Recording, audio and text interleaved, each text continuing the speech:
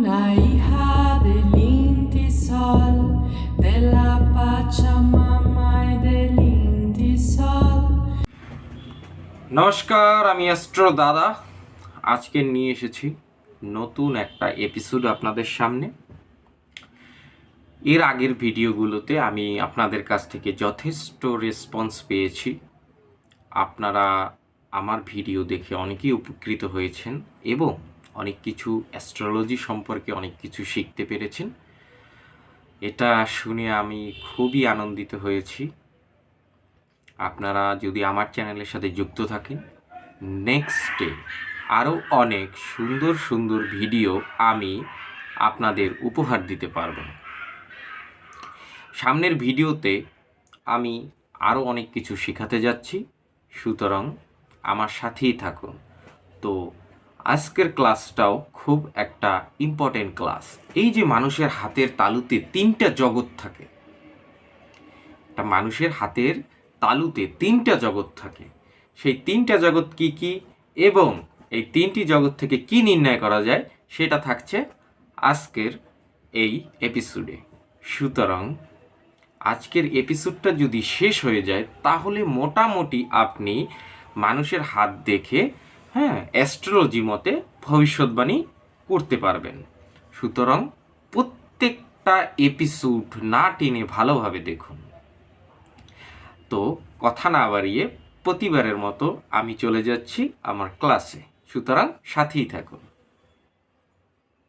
তো দর্শক বন্ধুরা, আপনারা দেখতে পাচ্ছেন এটি একটি মানুষের হাত। এই একটি মানুষের হাত। এখানে আপনারা যদি হাতের ভিতরে বা হাতের মধ্যে তিনটা জগৎ যদি দেখতে চান তাহলে আপনাকে কি করতে হবে এবং কি জানতে হবে সেটা আমি ভালোভাবে দেখিয়ে দিচ্ছি। তো হাতের যে তিনটা জগতের ভিতর একটা হলো মানসিক জগৎ, আরেকটি হলো ব্যবহারিক জগৎ এবং আরেকটি হলো নিম্ন জগৎ। তো এখন আপনার কথা হচ্ছে কোনটি মানসিক জগৎ, কোনটি ব্যবহারিক জগৎ এবং কোনটি নিম্ন জগৎ। এই যে উপর সাইডে এই যে উপরের অংশ, এই যে উপরের অংশটুকু, শুধু এই আঙুল থেকে এই এতটুকু উপরের অংশটুকুকে বলা হয় মানসিক জগৎ। আর এই যে মধ্যক্ষেত্র, এই মধ্যক্ষেত্রকে বলা হয় ব্যবহারিক জগৎ। এই হাতের মধ্যক্ষেত্র, এটা হচ্ছে ব্যবহারিক জগৎ। আর হাতের যে নিম্নাংশ, এই যে রেখাটা আছে না, এই রেখাটা নিচ, এই নিম্নাংশ, এই হাতের নিম্নাংশ, এটি হচ্ছে নিম্ন জগৎ বা জড় জগৎ।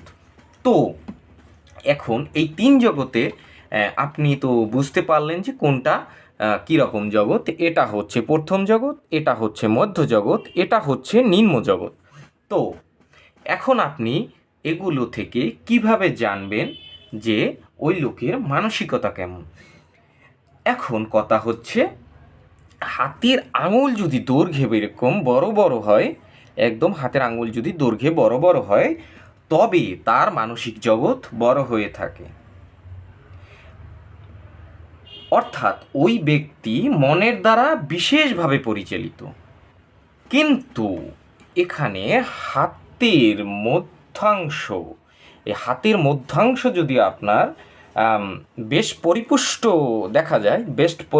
দেখা যায় তবে আপনি ধরে নেবেন ওই ব্যক্তিটি ব্যবহারিক দৃষ্টিভঙ্গি বা বাস্তব জ্ঞান দ্বারা বিশেষভাবে পরিচালিত এবং ওই ব্যক্তি কম বেশি বাস্তববাদী হয়ে থাকে। তো গেল হাতের মধ্যাংশ। এবার আসছে হাতের নিম্নাংশ।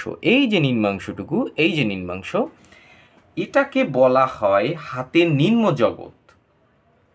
যদি কারো দেখা যায় যে হাতের এই নিম্নাংশটি অধিক পরিপুষ্ট, তবে ওই ব্যক্তি জৈবিক তাড়না দ্বারা বিশেষভাবে পরিচালিত হতে পারে।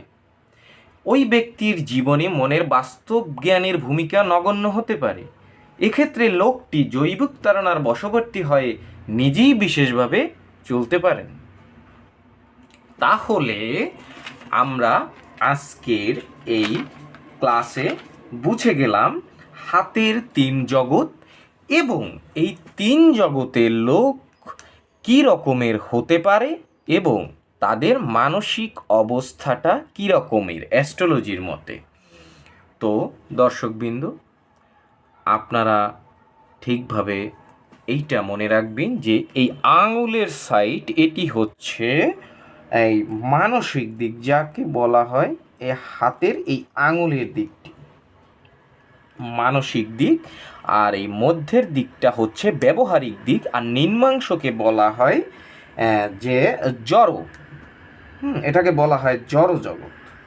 এটি হচ্ছে উপরের অংশ, এটি হচ্ছে মধ্যাংশ এবং এটি হচ্ছে নিম্নাংশ। উপরের সাইড হচ্ছে মানসিক জগৎ, মধ্য সাইড হচ্ছে ব্যবহারিক জগৎ, আর নিম্নাংশ হচ্ছে গিয়ে জড় জগৎ। তো আপনারা সঠিকভাবে এটি দেখুন এবং বুঝুন। আজকের ক্লাসটি কিন্তু অত্যন্ত সোজা একটি ক্লাস, সামান্য দেখলে পরই আপনারা সেটা বুঝতে পারবেন। তো দর্শক বন্ধুরা, আজকে আপনাদের দেখালাম হাতের তালুতে 3 জগৎ: উচ্চ জগৎ, মধ্যাংশ এবং নিম্নাংশ। আশা করি ক্লাসটি আপনাদের খুব ভালো লেগেছে এবং আজকের ক্লাসটি সবচেয়ে একটা ছোট ক্লাস, কিন্তু এই ক্লাসটি অনেক বড় একটি ভূমিকা রাখবে আপনি যখন অ্যাস্ট্রোলজি প্র্যাকটিস করবেন।